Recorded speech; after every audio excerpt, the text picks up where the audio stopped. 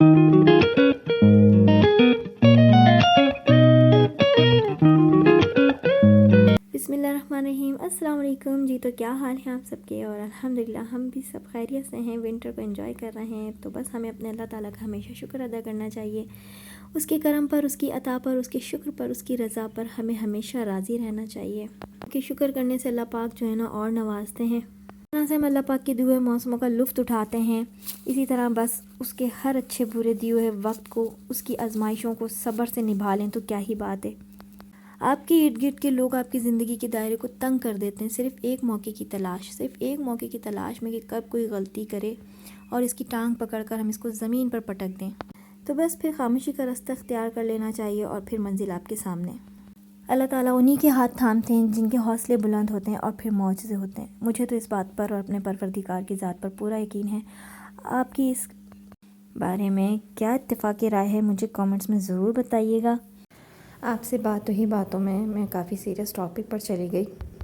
तो बस वापस आ जाते हैं अपने व्लॉग की तरफ और welcome back to my new vlog. और आज काफ़ी ठंड है मौसम में और काफ़ी फर हवाएं चल रही हैं, जबकि फरवरी के महीने में चलती हैं हवाएं तो, लेकिन ख़ासी ठंड है मौसम में। और बच्चे जा रहे हैं स्कूल, ये सारे के सारे। आप इनको स्कूल ड्रॉप करेंगी और फिर मैं अपनी किचन में जाऊँगी, नाश्ता बनाऊँगी। ये देखें हसनैन साहब जो हैं वॉकर में लेटे हुए हैं।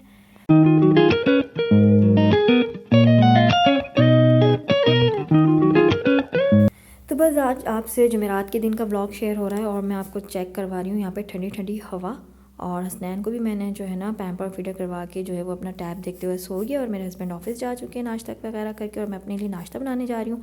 मैं डाल चुकी है मामूल के मुताबिक, अपना काम हो रहा है टाइम से। और आज आपसे शेयर होगी खड़े मसूर की दाल की रेसिपी इंडियन स्टाइल में, और विंटर में किस तरह से उसको मेरी जो सासू माँ थी ना एग के साथ सर्व करती थी, तो वो मैं स्टाइल आपसे शेयर करूँगी आज के व्लॉग में। तो आज का वेदर जो है ना काफ़ी क्लाउडी हो रहा है और मुझे डर है कि बारिश ना हो जाए। अगर बारिश हो गई तो सभी की यहाँ हैप्पी दिवाली हो जाएगी।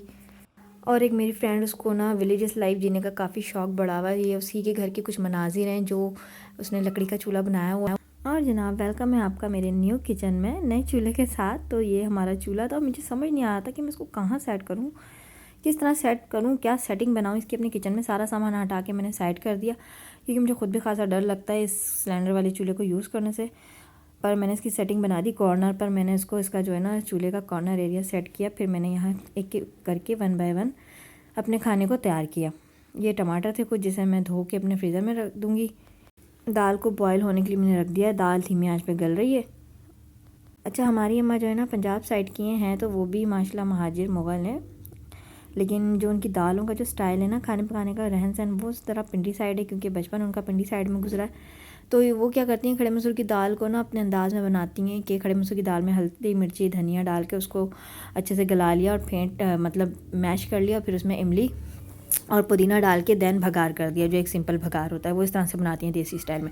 तो आज मैं रेसिपी आपसे शेयर कर रही हूँ अपने अब्बा के स्टाइल में, जो कि बनाते हैं मसाले को भून कर।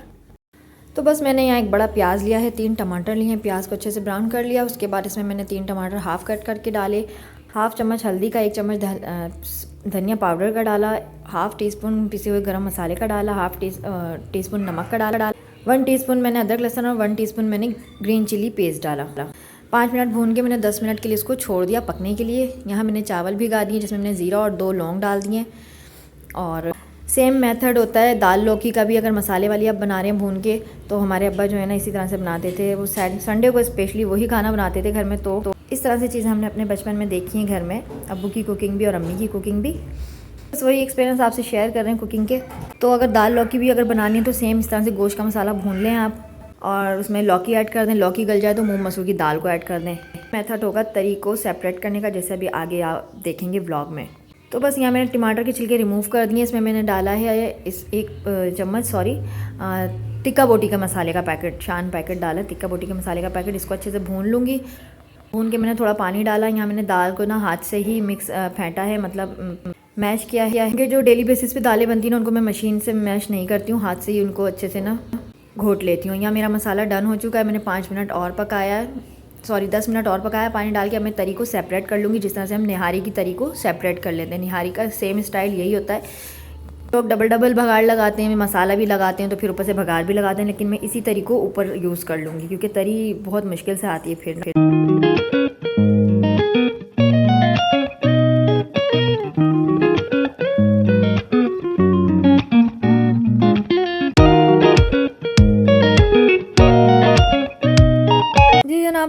तरी को सेपरेट कर लिया और मसाले को और अच्छे से भुना और इसमें मैं ऐड कर दूँगी दाल को।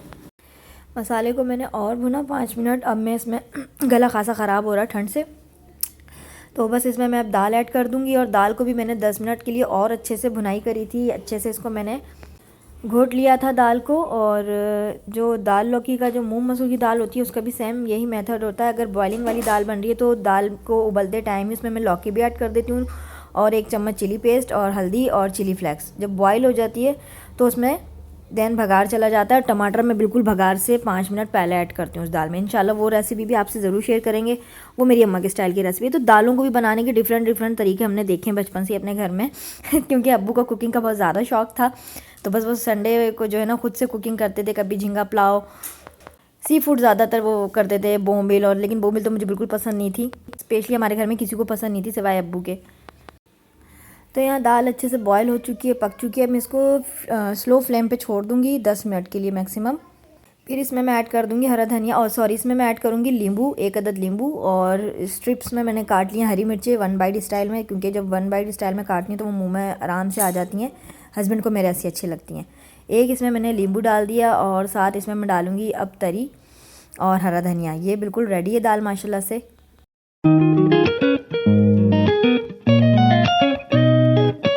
तो बस मैं व्हाट्सअप कर देती हूँ जो मुझे थोड़ा बहुत सामान ऊपर का चाहिए होता है। तो ये बेकरी से कुछ सामान लेकर आए थे जो बच्चे माशाल्लाह से ना चलते फिरते 1 हफ्ते का ये सामान है तकरीबन मैक्सिमम। और ये दूध मैंने फ्रिज में रख दिया और खाने में खासा टाइम था, अभी थोड़ा टाइम था, तो बस ये मैंने फिर खीरे वगैरह कट करके दिए बच्चों को, क्योंकि चूल्हे पे जो है ना 1 बाय 1 हर चीज़ बन रही थी।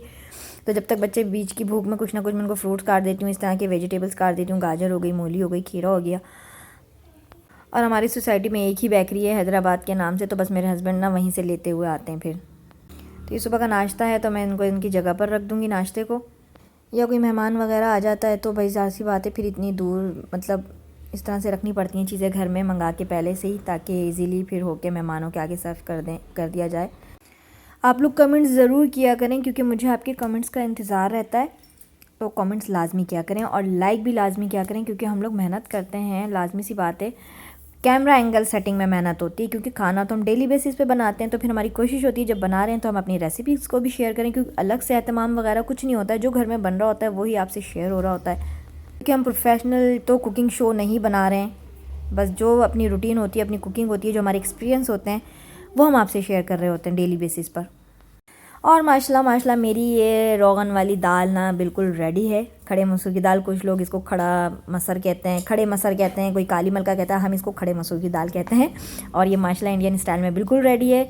और मेथी का जो फ्लेवर है वो ऑप्शनल है, चाहे तो स्किप कर लें चाहे तो डाल लें, लेकिन इसका जो जायका ना काफ़ी बेहतरीन उठकर आता है सूखी मेथी के साथ भी। मैंने यहाँ मेथी का एडिक्शन किया अपनी दाल में और मेरी दाल एकदम डन है। तो करीब 6 बजे मैंने कुकिंग स्टार्ट की और मुझे 9 बज गए थे। बनाते बनाते मैं बनाती जा रही थी और साइड में चूल्हे पर रखती जा रही थी। और अभी अजानें हो रही हैं, तो मेरा इर्तिज़ा बोल रहा है अजानें हो रही हैं, इशा की अजानें हो रही हैं। और मैं वॉइस रिकॉर्ड कर रही हूँ ताकि व्लॉग आपको जुम्मे को लाजमी देखने को मिल जाए। अब मैंने चावल में थोड़ा ज़ीरा और 2 लौंग और थोड़ा सा ऑयल डाल के इसको मैं पकने रख दूँगी बॉइलिंग पे। मैं ज़रूर चावल में लौंग और ज़ीरा ऐड करती हूँ, उससे जायका बड़ा अच्छा आता है चावलों का।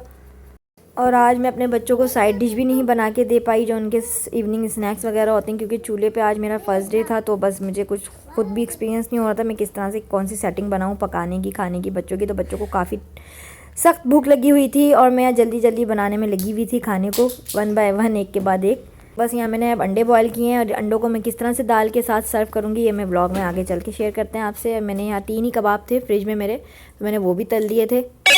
मैं अपने रूटीन के खानों में जब हम दस्तरखान लगाते हैं तो किड्स के लिए कोई ऑप्शन रखती हूँ कि वो मुंह ना बनाएं कि हमें ये नहीं खाना, हमें वो नहीं खाना। और फिर ये होता है कि आज मेरा मूड बड़ा ख़राब होता है जब मैं मेहनत से खाना बनाती हूँ, जब बच्चा कहता है कि हमें नहीं खाना, तो कोई एक आध ऐसा ऑप्शन रखती हूँ कि बच्चा इजीली दस्तरखान पे बैठ के हमारे साथ खाना खाए। ये कुछ ना कुछ एक्सपीरियंस मैं करती रहती हूँ अपनी कुकिंग को लेकर भी। तो फाइनली अब मेरी सासू माँ का जो टिप है ना वो मैं आपसे शेयर करने जा रही हूँ, क्योंकि वो सर्दी में विंटर में जो है ना खड़े मसूर की दाल मैं उनको भी देखती थी, इसी तरह से वो बनाती थी मसाले वाली। वो सर्दियों में ना बॉयल एग्स का एडिक्शन करती थी। ये मैंने अपनी सासू माँ से देखा है घर में शादी के बाद ना। तो देखें कितनी बेहतरीन चीज़ है ये कि बच्चा भी खुश हो गया। और हसनैन ने वाकई अंडों के साथ ना चावल खा लिए, तो उसने दाल को देख के बड़ा मुँह बनाया था, क्योंकि वो ज़्यादातर बच्चे फ़ास्ट फूड नगेट्स इस टाइप की चीज़ें खाते हैं। तो बस फिर उसने माशाल्लाह से दस्तरखान पे हमारे साथ खाना भी खाया। और इस तरह से देखें, बच्चों के लिए काफ़ी अच्छा आइडिया है कि आप उसमें बॉयल एग्स डाल दें। बच्चों के लिए नहीं, बड़ों के लिए भी अच्छा है क्योंकि विंटर है। और लीजिए जनाब, हमारी माशाल्लाह ये बहुत ही मज़ेदार जायके वाली दाल तैयार हो चुकी है अंडों के साथ। और अंडे ऑप्शनल है, अगर अच्छे नहीं लगते तो मत डालिए, दाल एकदम रेडी है। बाद मैंने इसके साथ राइस बॉयल किए हैं जिसको मैंने स्प्रिंग ऑनियन से सर्व किया है, क्योंकि स्प्रिंग ऑनियन का जो फ्लेवर है ना वो भी बड़ा मज़े का लगता है दाल चावल के साथ, क्योंकि ठंड है तो ऑनियन जो है ना, मैंने जो है उस तरह से जो हमारा रूटीन वाला प्याज है वो मैंने कट नहीं किया था, तो बड़ा मज़े का इसके साथ फ्लेवर आ रहा था खाने में। और तो बस यही थी मेरी आज की रूटीन, और मैंने बच्चों को खाना वगैरह खिला के सुला दिया था 11 बजे तक। उसके बाद मैं ऊपर चली गई थी आप ही के पास कॉफ़ी पीना है, क्योंकि ऐसी होता है जब वो कुछ बना रही होती है इस टाइप की कोई चाय या कॉफ़ी, तो हम लोग एक दूसरे के साथ शेयर कर लेते हैं चाय कॉफ़ी स्पेशली। तो ये मेरा मज़ेदार सा खाना रेडी है।